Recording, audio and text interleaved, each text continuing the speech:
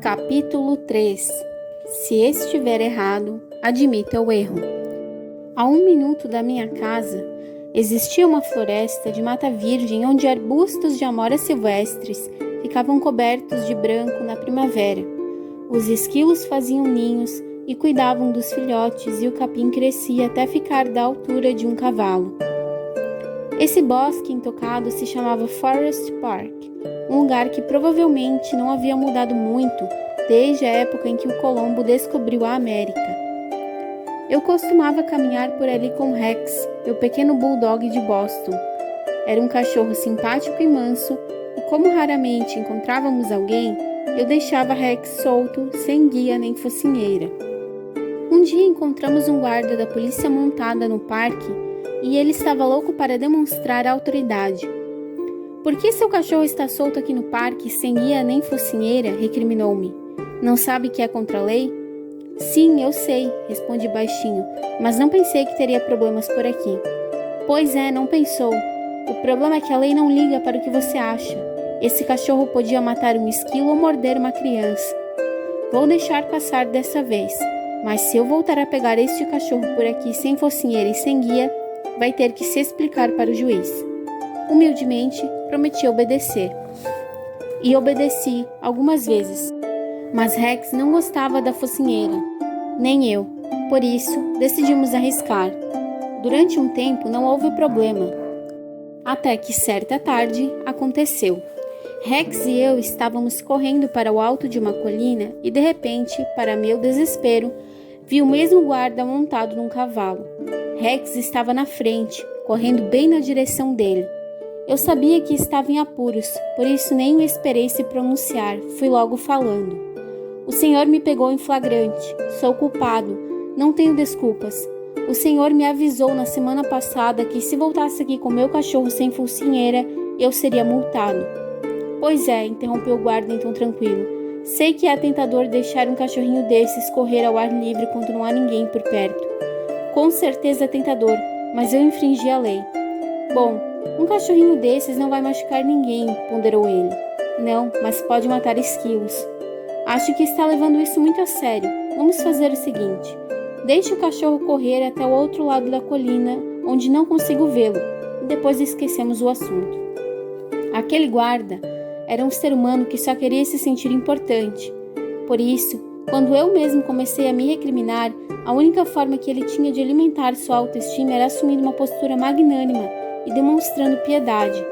Agora, imagine que eu tivesse tentado me defender.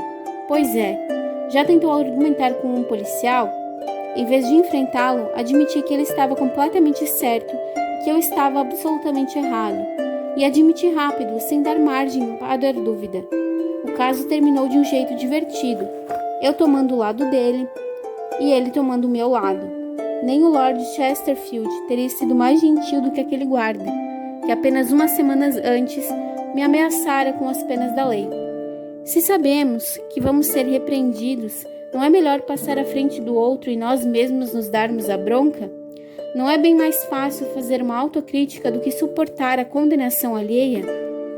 Diga a você mesmo todas as coisas depreciativas que sabe que o outro pretende dizer, e diga antes que a pessoa tenha chance de falar qualquer coisa.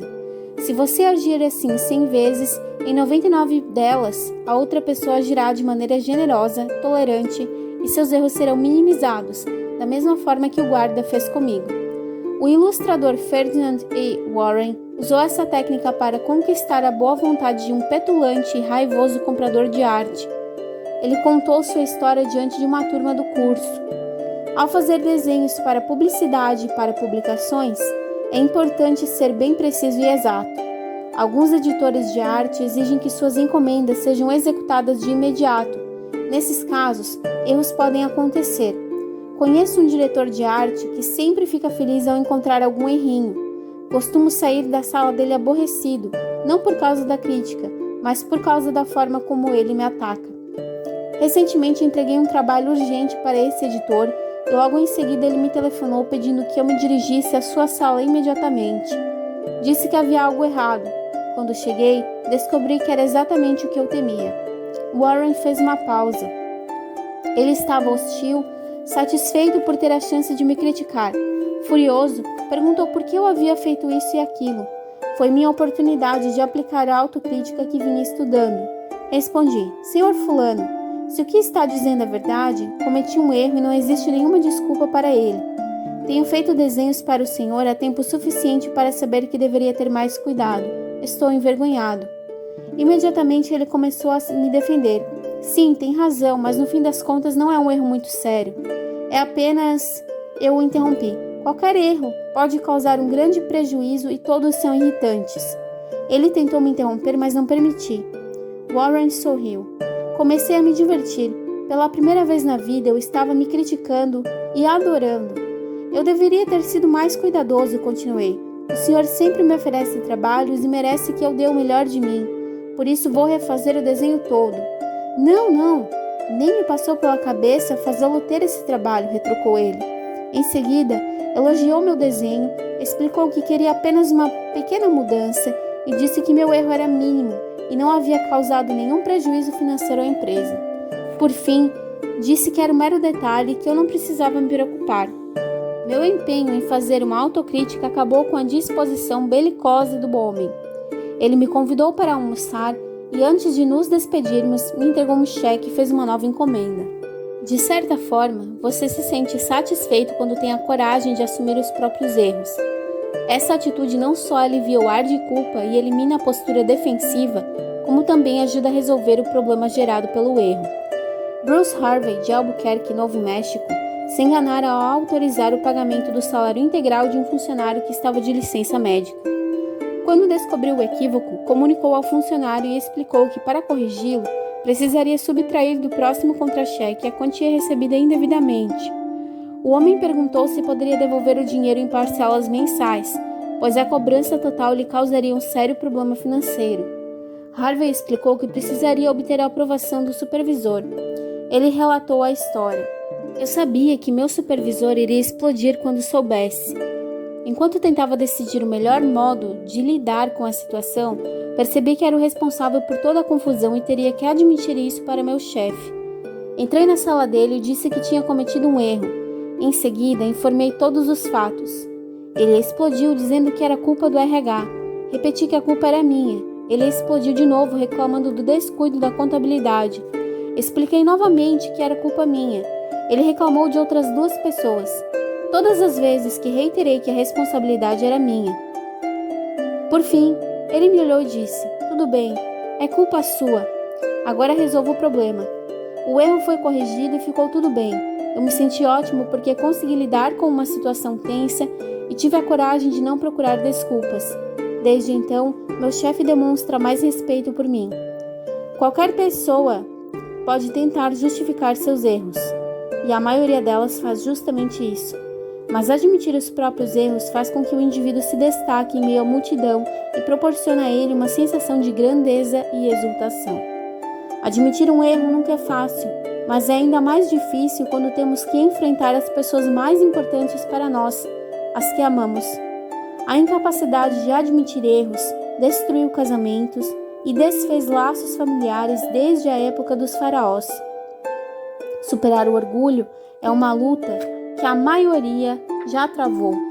Mas imagine como seria muito mais difícil se você também tivesse que questionar verdades em que sempre acreditou. Michael Chang, professor de meu curso, falou de um homem de sua turma que vinha de uma família chinesa muito tradicional. Nessa cultura era importantíssimo nunca dar o braço a torcer, e isso causou um dilema para o homem que enfrentava a responsabilidade pela dor que causara à família. Esse aluno fora viciado em ópio e por causa disso seu filho não falava com ele havia muitos anos. Agora o homem queria resolver a rixa causada pelo vício, mas não sabia como agir. Ansiava por refazer o contato com o filho e ver os netos pela primeira vez, mas segundo a tradição chinesa, a pessoa mais velha não pode dar o primeiro passo e os jovens devem respeitar os mais velhos. Caberia ao filho tomar a iniciativa da reconciliação. A princípio, ele achou que estava certo em não ceder e guardar que o filho procurasse. Mas aí mudou de ideia. Percebeu que estava usando a tradição como desculpa para evitar o medo.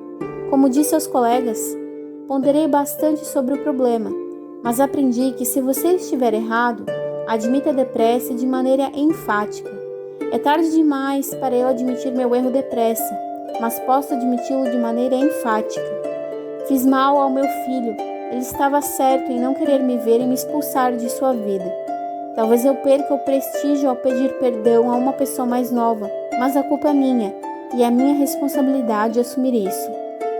A turma o aplaudiu e lhe ofereceu todo o apoio.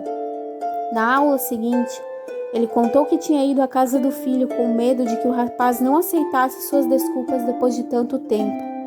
Mas o filho recebeu o pai de volta à família, e agora o homem havia começado um novo relacionamento com o filho, a nora e os netos que finalmente conhecera. Elbert Hubbard foi um dos escritores e jornalistas mais originais da história, e suas frases mordazes costumavam despertar um ressentimento feroz.